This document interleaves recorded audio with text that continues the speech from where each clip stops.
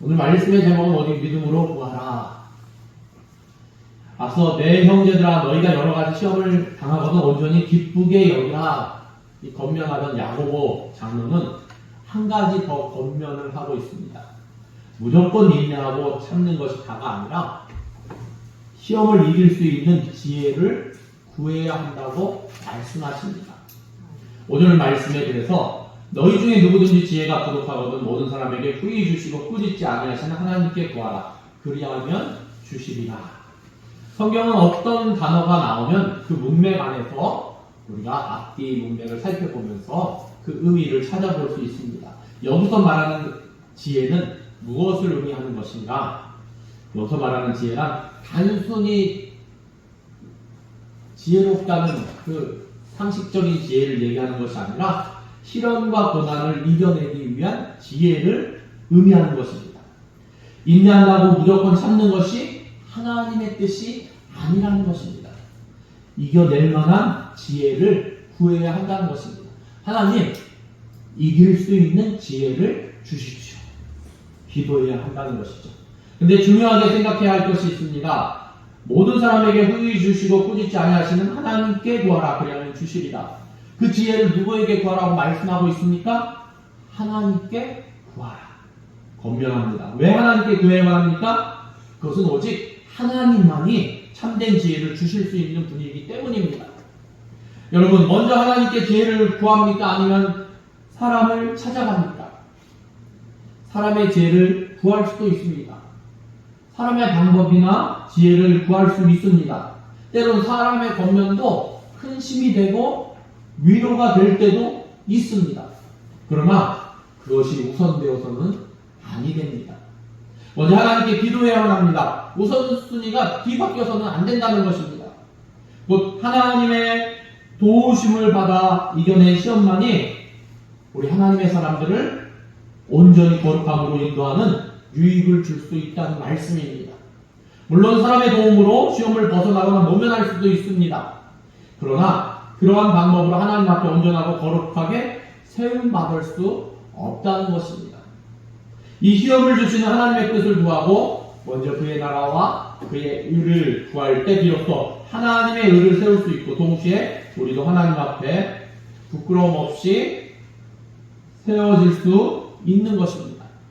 그러면서 야고보 장로는 우리가 기도드리는 하나님이 어떤 분이신가 우리에게 소개하고 있습니다. 너희 중에 누구든지 지혜가 부족하거든 모든 사람에게 후히 주시고 꾸짖지 아니하시는 하나님께 구하라. 그리하면 주시리라 말씀하신 이 야고보 장로는 우리에게 하나님은 어떤 분이신가 분명히 밝히고 있는데 먼저는 후하게 주시는 분임을 소개하고 있습니다. 하나님의 본성이 사랑이므로 주시기를 기뻐하십니다. 마치 부모가 사랑하는 자녀에게 주면서 좋아하는 것처럼 먹을 것을 주거나 입을 것을 주면서 자녀들이 기뻐하면 부모도 기쁩니다. 마음이 흐뭇하고 우리 하나님도 그렇다는 것입니다. 아버지께서는 기도하는 자녀에게 한없이 주시면서 기뻐하시는 것입니다. 사람은 누군가 자기에게 무엇을 구하면 어떻습니까? 그 사람의 신용도 혹은 되돌려 받을 수 있는지 꼼꼼히 계산해 봅니다. 계산한 후에 가급적 적게 줍니다. 그래서 보니까 제가 세상에 태어나서 대출이라는 것도 받아보고 세금 내려고 제출도 받아보고 그랬는데 보니까 어때요? 신용도도 따지고 신용도가 어떻게 되냐 또 한도가 어떻게 되냐 그래서 참 살기 힘들구나 그런 거를 느낄 때가 있습니다. 그러나 하나님은 그렇지 않다는 것입니다. 하나님은 넘치도록 주시면서 주실 때 기뻐하신다는 것입니다. 마태복음 7장 7절에도 예수님께서 산상수훈을 하시면서 구하라, 찾으라, 두드리라 말씀하셨습니다. 그렇죠? 구하는 이에게 이마다 받을 것이요, 찾는 이가 찾을 것이요, 두드리는 이에게 열릴 것이라고 말씀하셨습니다. 그리고 너희 중에 누가 아들이 떡을 달라 하면 돌을 주며 생선을 달라 하면 뱀을 줄 사람이 있겠느냐? 악한 자라도 좋은 것으로 자식에게 줄 알거든. 하물며 하늘에 계신 너희 아버지께서 구하는 자에게 좋은 것으로 주시지 않겠느냐? 말씀하십니다. 사도 바울도 로마 그리스도인들에게 자기 아들을 아끼지 아니하시고 우리 모든 사람을 위하여 내어 주시니가 어찌 그 아들과 함께 모든 것을 우리에게 주시지 아니하겠느냐 말씀하십니다. 그러나 우리가 이 말씀 가운데 오해하지 말아야 될 부분들이 있습니다. 후하게 주신다는 표현이 무조건 다 주신다는 말씀은 아니라는 것입니다. 이 말이 모든 기도가 다 응답된다는 것을 의미하는 것은 아닙니다. 응답되지 않는 기도도 분명히 있음을 성경은 말씀하고 있습니다. 먼저는 정욕에 쓰려고 드리는 기도는 응답되지 않습니다. 야고보서 4장 3절에 보면 구하여도 받지 못함은 정욕으로 쓰려고 잘못 구하기 때문이라고 말씀하고 있습니다. 또 교만과 외식으로 드리는 기도입니다. 누가복음 18장에 보면 바리새인과 세리의 기도가 대조적으로 나와 있습니다. 교만한 기도를 바리새인은 드리죠. 그리고 마태복음 6장 5절에 보면 또 너희가 기도할 때 외식하는 자와 같이 하지 말라 말씀하고 계십니다. 그들은 사람에게 보이기 위해서 그렇게 한다고 말씀하십니다. 세 번째로는 거룩한 삶이 따르지 않는 입술만의 기도입니다. 이사야 1장 13절에 보니까 헛된 대물을 다시 가져오지 말라. 분양은 내가 가증히 여기는 바요. 월삭과 안식일과 대회로 모이는 것도 그러하니 성애와 아우러 악을 행하는 것을 내가 견디지 못하겠노라. 내 마음이 너희의 월삭과 정한 절기를 싫어하나니 하면서 너희가 많이 기도할지라도 내가 듣지 아니하리니 말씀하고 계십니다. 내가 듣지 않는다고 말씀하십니다. 왜? 입으로만 하니까. 그 삶이 따르지 않고 거룩한 삶이 아닐 때 하나님께서는 듣지 않는다고 말씀하십니다. 그리고 아직 때가 이르지 아니한 기도가 여기에 해당합니다. 때가 되면 더 좋은 것들로 허락해 주십니다. 그러므로 모든 기도가 다 응답받는 걸로 오해해서는 안 됩니다. 그러나 분명한 것은 하나님은 다 뭐라고요? 듣고 계시다는 사실입니다. 우리가 혹 더디게 응답받고 어쩔 때는 응답 이미 받았는데 기도하고 있는 경우도 있어요. 내가 알지 못해서. 하나님은 응답 받았어요 이미. 그런데 나는 모르고 그것 때문에 매달려서 기도하는데 이미 나보다 더 빠르신 하나님을 경험하는 경우도 있습니다. 그런데 우리가 하나님은 분명히 듣고 계시다는 사실을 내 신음소리, 내 부르짖음에 하나님은 듣고 계시다는 사실입니다. 그래서 야고보장은 분명하게 그 기도의 결과에 대하여 확신합니다. 그래서 우리에게 5절 말씀을 해주신 것입니다. 너희 중에 누구든지 지혜가 부족하거든 모든 사람에게 후히 주시고 꾸짖지 아니하시는 하나님께 구하라. 그리하면 주시리라. 사랑하는 성도 여러분, 하나님은 후하게 주시기를 기뻐하는 분이시기 때문에 기도의 결과는 너무나 분명합니다. 그러므로 먼저 하나님께 구하고 무슨 일이든지 먼저 하나님 앞에 무릎 꿇어야 합니다. 저와 여러분이 이것을 믿고 늘 기도에 힘쓰기를 바랍니다. 우리가 하나님의 말씀을 들었을 때 그 말씀이 우리 마음 안에 심겨져야 합니다. 그렇죠? 네. 우리가 아멘에 인색하지 마시기 바랍니다. 우리 원로 목사님 말씀 전하시는데 아멘 하시는 분도 계시지만 그렇지 않은 분도 있는데 그 말씀이 내 마음 밭에 딱 심겨지면은 본문에서 좀 벗어나게 이제 말씀이 나왔는데 심겨지면은 지금 은혜가 안 돼도 어느 순간 나중에 내가 어렸을 때 그 말씀이 내 마음 안에 심겨져 있기 때문에 내 마음 안에 들어있기 때문에 그 말씀의 능력이 나를 주장하고 그 말씀 때문에 내가 무릎을 꿇고 하나님 앞에 기도할 수 있다는 것입니다. 나를 그 말씀의 능력이 다스려 주실 때가 있다는 것입니다. 이 때문에 그 말씀이 아멘 해야지 내 마음속에 쌓이고 심겨지는 건데 우리는 저 말씀이 내게 하시는 말씀인가 좋은 말씀이지 성경 말씀이야. 근데 내 마음 안에 정확하게 심어두어야만 합니다. 네, 예전에도 그런 말씀 전한 적이 있죠. 저희 어머니는 어떤 말씀 듣고 교회 나갔다고 말씀하셨거든요. 이야기하는 적이 있죠. 예수를 안 믿었을 때. 나 외에는 다른 신을 섬기지 말라. 번뜩 그 말씀이 생각나갖고 자기 발로 걸어서 교회를 나갔다고 말씀드린 적이 있습니다. 네. 저희 아버지랑 어머니는 어디서 결혼하셨다고요? 사찰에서 결혼하셨습니다. 네. 뭐 줄에는 아마 저기 이렇게 반짝반짝 빛나는 분이 하신 것 같아요. 사진을 보니까. 네. 말씀이 신겨지면은 역사는 일어납니다. 자, 두 번째로 꾸짖지 않는 분이라고 말씀하고 계십니다. 하나님은 구하는 자를 기뻐하십니다. 특히 지혜를 구하는 자를 기뻐하십니다. 사람은 때로 도움을 구하면 귀찮아합니다. 왜 귀찮아합니까? 내가 손해볼까? 저 사람이 나한테 도움을 구했는데 내가 손해볼까봐. 그 또 무엇입니까? 내가 감당하지 못할까봐. 그리고 조금 더 나가면은 내가 무능하기 때문에 내가 피해집니다. 왜 나에게 부탁하지? 그러나 하나님은 하나님께 도움을 구하는 자를 기뻐하신다는 사실입니다. 꾸짖지 아니하십니다. 왜 그렇습니까? 하나님은 능력이 있으신 분이시기 때문입니다. 하나님은 감당하실 수 있는 분이시기 때문입니다.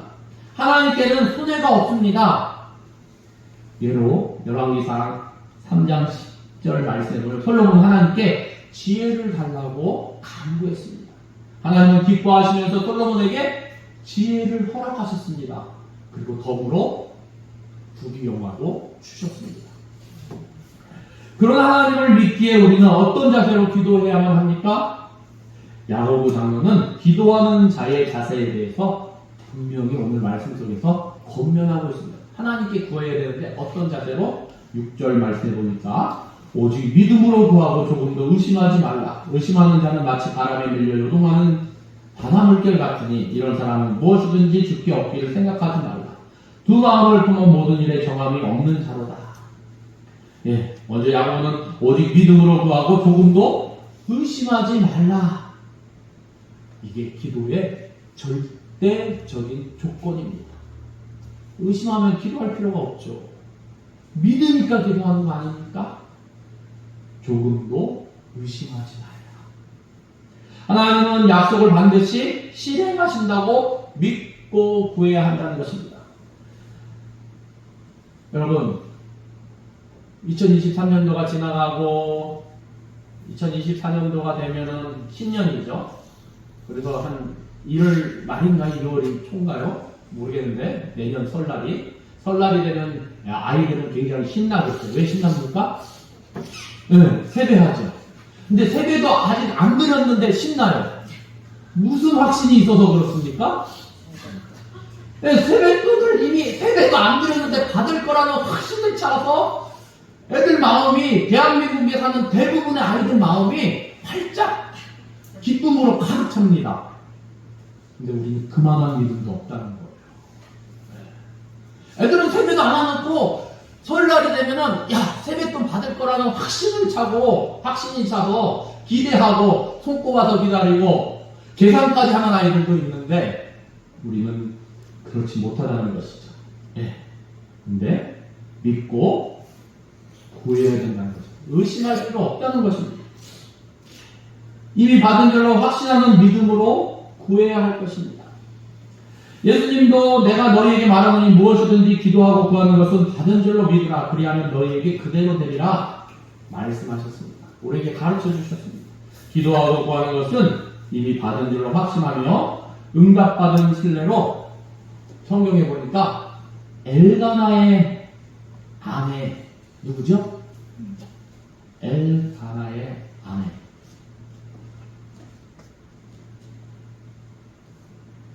엘가나의 아내. 여성이에요. 네? 한나예요, 한나. 한나가 하나님 앞에, 분인나인가요? 발음이 제가 잘 안 돼요. 하여튼, 수모를 겪고 하나님 앞에 나가서 기도했잖아요. 기도하고, 눈물 흘려 기도하며 흐느끼며 기도하고, 어떻게 했습니까? 그리고 아들을 주시면은 아들 하나님께 바치겠다고 서원 기도까지 하고 아들은 이미 뭐 하나님이 주신다고 약속하셨는지 안 했는지 성경에 기록이 안 돼 있지만 그렇게 기도하면서 선 기도까지 드리고 성전에서 기도를 마친 후 어떻게 했어요? 전과 달리 먹고 마시고 얼굴에 수색이 없어졌습니다. 그 이유는 아직 그녀가 아들을 임신한 것은 아니었지만 기도한 그녀의 마음에는 이미 아들을 얻은 거와 마찬가지였다는 것입니다. 왜? 기도하고 분명한 믿음의 확신이 있으니까. 기도한 그녀의 마음에 그렇게 확신이 있었기 때문에 결국 한나는 위대한 하나님의 종 사무엘을 낳았을 뿐만 아니라 하나님께서 나중에 보너스로 아들 셋, 딸 둘 더 허락해 주셨습니다. 하나님 아버지의 풍성으로부터 우리가 구하는 것은 이미 받은 것과 마찬가지라는 확신을 가지고 기도하는 자세, 기도하는 태도가 중요한 것입니다. 이것이 야고보 장로가 오늘 오직 믿음으로 구하고 조금도 의심하지 말라 권면하는 이유이고 의미입니다. 야고보 장로는 의심하는 자는 죽게 얻을 것이 아예 생각조차 하지 말라고 경고합니다. 또한 7절에 이런 사람은 무엇이든지 죽게 얻기를 생각하지 말라. 야고보는 의심하는 자를 가르쳐 8절에 보니까 바람에 밀려 요동하는 바다 물결 그리고 두 마음을 품은 모든 일에 정함이 없는 자로 비유하고 있습니다. 이를 좀 더 확대해보면 어떻습니까? 기도하면서도 의심하는 마음이 드는 사람은 어떤 사람이에요? 네, 양다리를 걸치고 있는 사람입니다. 하나님 앞에 한쪽 다리 걸치고 한쪽 다리는 세상에 걸치고 세상적인 방법이 나을까? 하나님 앞에 기도하는 게 나을까? 갈팡질 다 하면서 이 마음도 생기고 저 마음도 생기고 방법이 딱 하나밖에 없다고 마음에 확신이 들면 하나님 앞에 매달리는 거 그거밖에 없다고 그러면은 의심이 안 들어요. 그냥 기도하지 계속. 하나님 주실 줄 믿습니다 하고 기도하는 것이지 의심될 수가 없습니다. 또한 하나님께 대한 정한 마음이 없으면 또한 주시기를 기뻐하시는 하나님의 약속에 대해서도 그 마음이 정함이 없음을 의미합니다. 곧 한쪽으로는 믿음으로 구하면서 다른 한쪽으로는 무언가 다른 것을 강구하기 때문입니다. 이런 사람은 결국 하나님으로부터 아무것도 얻지 못할 뿐 아니라 도리어 책망을 받게 되는 것입니다. 그러므로 사도 바울은 이렇게 증거합니다. 자기 아들을 아끼지 아니하시고 우리 모든 사람을 위하여 내주신 이가 어찌 그 아들과 함께 모든 것을 우리에게 주시지 아니하겠느냐 확신을 가지고 기도할 것을 말씀하십니다.